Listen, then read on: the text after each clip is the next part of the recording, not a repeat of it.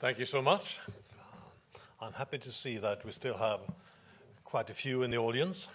And I hope the panel here that discussed financing are in the audience, because then I can summarize our company. It's a preclinical company.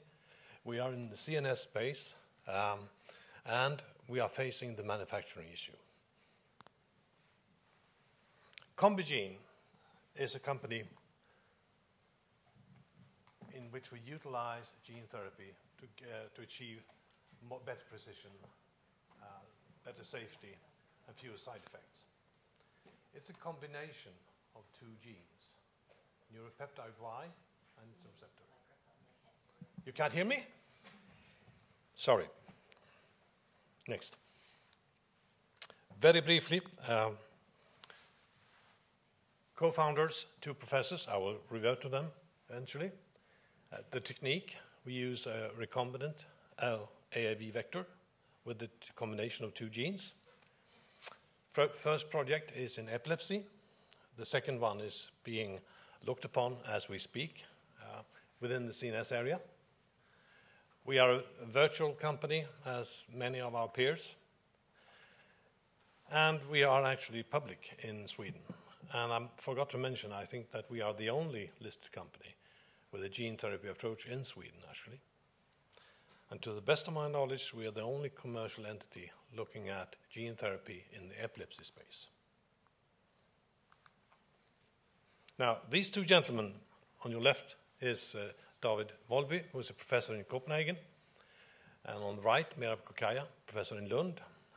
What intrigued them was that more than a decade ago, that in the epileptic brain, there was an abundance of neuropeptide Y after a seizure.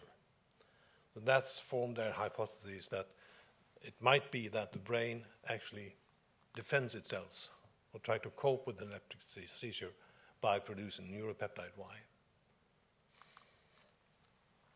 Epilepsy is a rather common disease. You see figures like 0.6, 0.8% of the population that suffers from epilepsy. And you can actually control about 2/3 of those with the currently available pharmaceuticals. But that leaves us with roughly 1/3 that are not being addressed by current pharmaceuticals. In that group, there is a small cohort that are looked upon as candidates for surgery. They have a focal epilepsy that is always triggered from the same spot in the brain. It's unilateral. And it's located, that focus, in the brain in a part that can actually be resected without severe sequelae for the patients.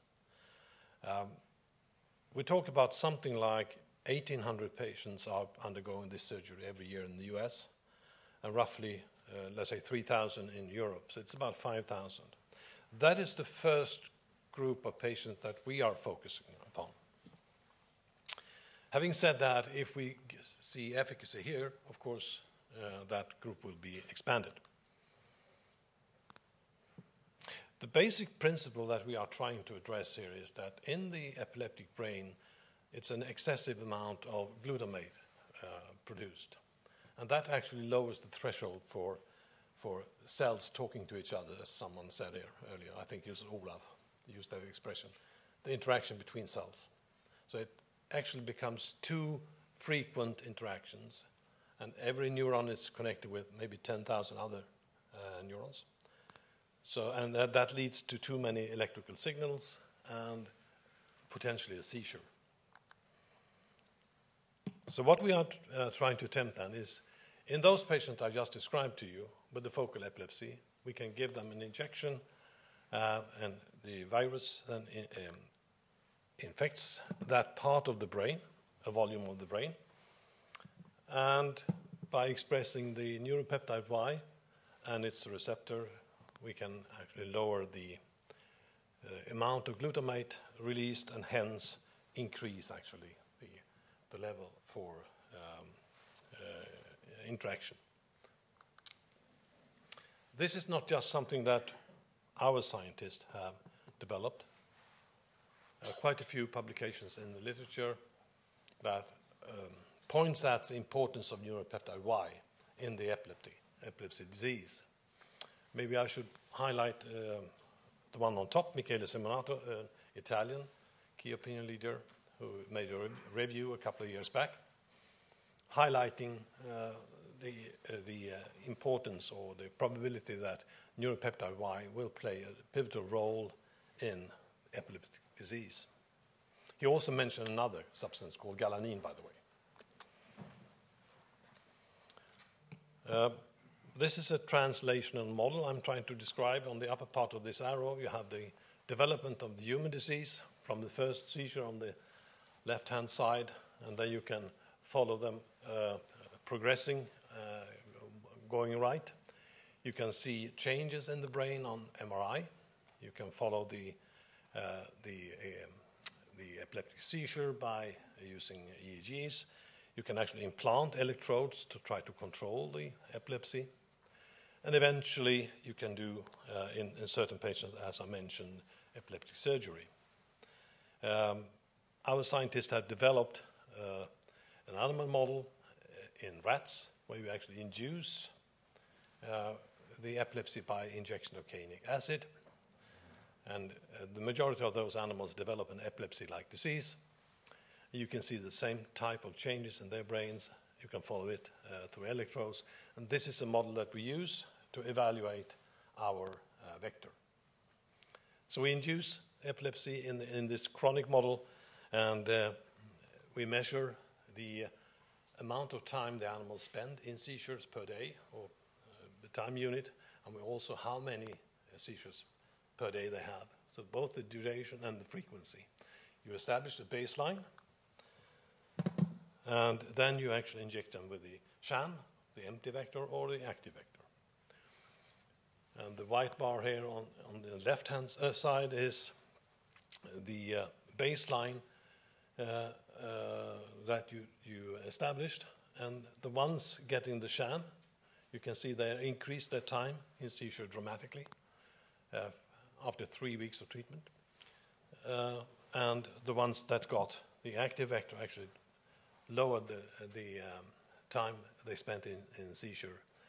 If you ask yourself how many of the animals actually saw a decrease in seizure frequency, none in the sham group, while 4 out of 5 in the active group actually displayed that. We're also fortunate enough to actually get access to human brain tissue. Some of the patients that are being operated upon in Copenhagen and in Lund donate their tissue to us, so we can actually look what effect neuropeptide Y have.